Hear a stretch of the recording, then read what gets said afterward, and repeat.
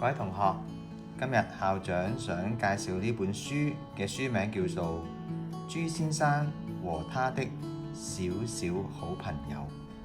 呢本書都幾有趣嘅喎。咁咧係講朱先生認識咗一位好小、好細嘅好朋友。故事開始咯喎。朱先生個鼻從來都唔會有吱吱叫呢啲嘅聲音，呢個情況一次亦都冇發生過。但係今日嘅早上，佢個鼻卻有一啲嘅吱吱嘅叫聲，不停喺度吱吱吱吱吱吱。食早餐嘅時候，鼻子又會有吱吱叫嘅聲音聽到。喺公園餵白鴿嘅時候，鼻又會發出吱吱叫嘅聲音。就連呢隻小豬沖涼嘅時候，鼻子還是吱吱叫。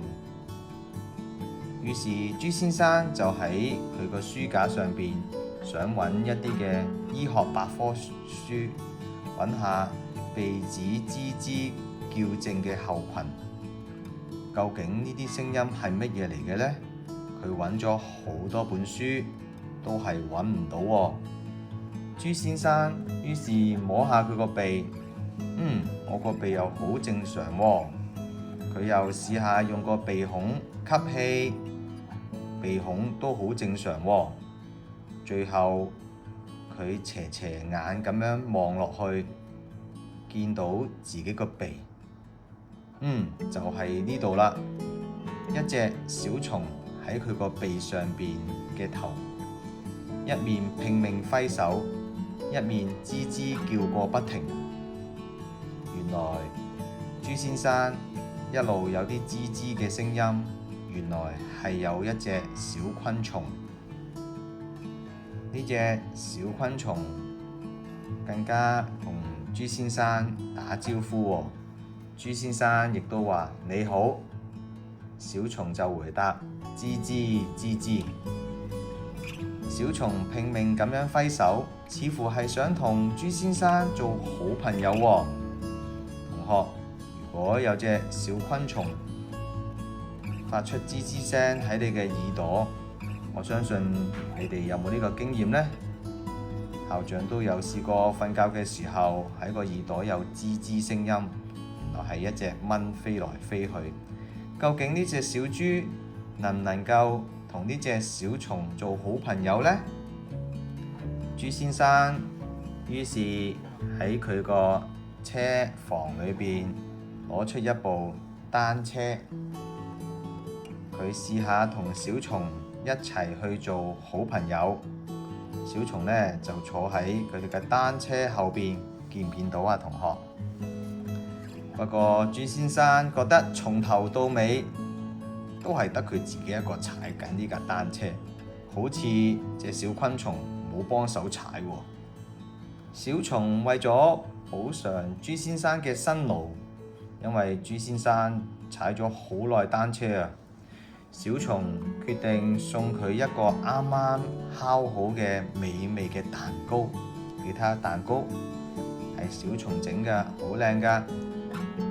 於是朱先生好快一口就吞咗呢個蛋糕，根本就冇好好欣賞蛋糕上邊有一啲嘅裝飾。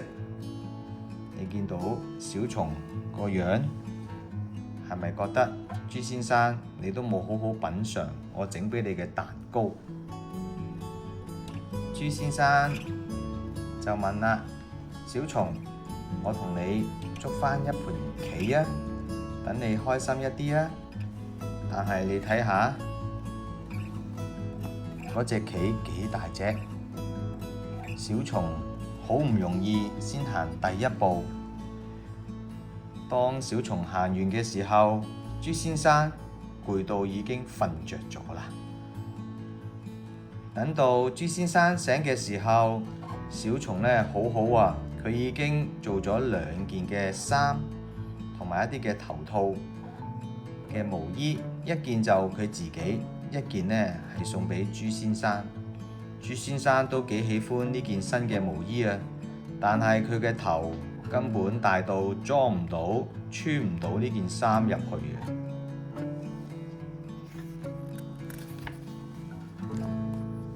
豬先生同埋呢隻小蟲都好傷心，佢哋好努力咁樣做朋友，但係根本行唔通。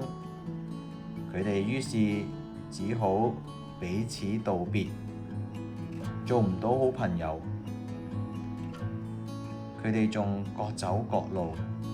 豬先生啱啱行咗幾步，突然間呢，颳來一陣大風，報紙呢吹到豬先生嘅面上邊喎。究竟呢份報紙係咩嚟嘅呢？原來報紙上邊係寫住今日放映有一出電影，電影嘅名係叫做《海盜忍者隱形狗》。咁呢出應該係一出笑片喎。咁於是豬先生就大聲咁講啦：小蟲，我發現呢，我哋可以一齊做一啲嘅嘢啊！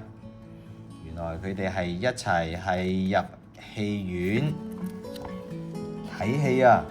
豬先生跑到去電影院，就同售票員講啦：請給我一張門票，我嘅朋友呢，小蟲蟲呢，就坐喺我嘅耳朵上邊就得㗎啦。我仲要一包爆谷啊！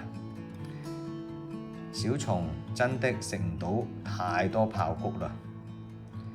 哇！佢哋一入到去，爭啲就錯過咗開場嘅時候。還好小蟲好快就幫忙揾到個位喎。都好多唔同嘅動物喺呢間戲院睇戲喎。電影開始啦。當小蟲好驚嘅時候，就匿咗喺豬先生嘅耳朵後邊。佢哋一路睇呢出戲，仲好開心喎。當豬先生聽唔明一啲嘅笑話嘅時候，佢嘅小蟲好朋友就會喺耳邊幫佢講解呢個電影喎。電影結束嘅時候，佢哋一路上都喺度討論頭先個故事。豬先生同小蟲好開心啊！佢哋終於找到共同嘅興趣。佢哋原來都一齊好鍾意睇呢個電影㗎。跟住佢哋又想到更多可以一齊做嘅事。第二日，佢哋一齊去行畫廊睇畫，亦都去水族館睇魚喎，仲去睇表演。佢哋仲去餐廳一齊食飯，仲去動物園，亦都喺海灘上邊曬太陽。佢哋玩得好開心啊！佢哋發現原來彼此都有共同嘅興趣啊！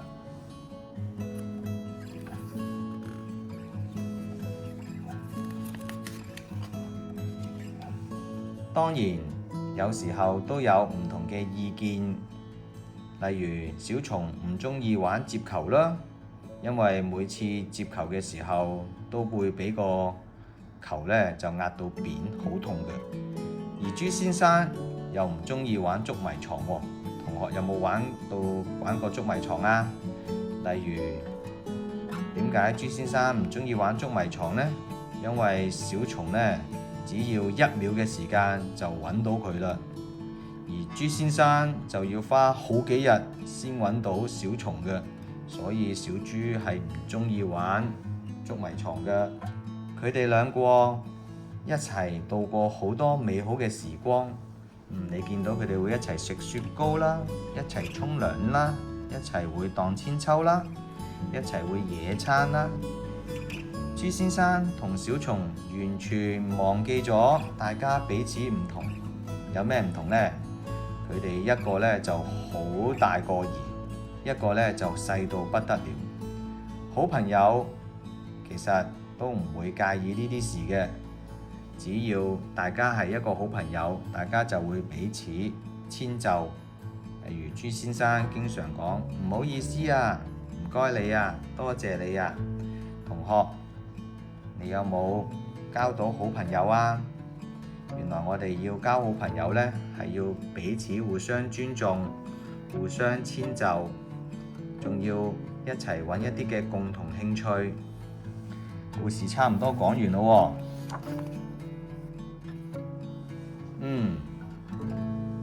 朱先生又遇到另一個朋友咯喎，原來係一隻大象。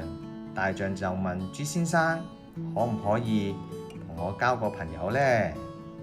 朱先生亦都諗，我已經有芝芝呢個朋友，唔知會唔會同呢隻大象可以做到朋友呢？故事講完啦，下次有時間再同大家講故事啦，拜拜。